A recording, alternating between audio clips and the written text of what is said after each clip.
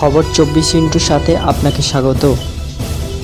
নতুন নতুন খবর জানার জন্য আমাদের চ্যানেলে চোখ রাখুন। নমস্কার দর্শক বন্ধুরা, খবর 24 সাথে আপনাকে স্বাগত।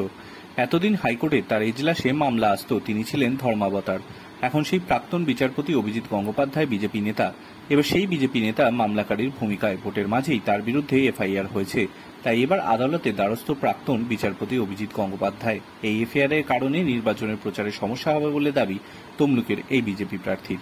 দ্রুত এফআইআর খারিজের আর্জি নিয়ে হাইকোর্টের দুয়ারে তিনি। বিচারপতি জয় সেনগুপ্তের এজলাসে মঙ্গলবার এই মানানির শুনানি ছিল।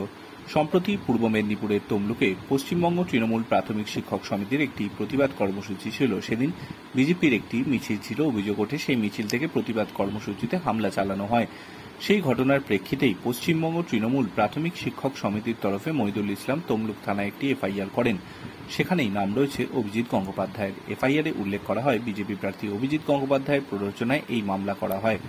যদিও এফআইআর এর কথা শুনে অভিজিৎ গঙ্গোপাধ্যায়ের প্রাথমিক প্রতিক্রিয়া ছিল, অভিযোগ করেছে করুক, এরকম মিথ্যা মামলা তো কতই হয়, দেখা যাবে।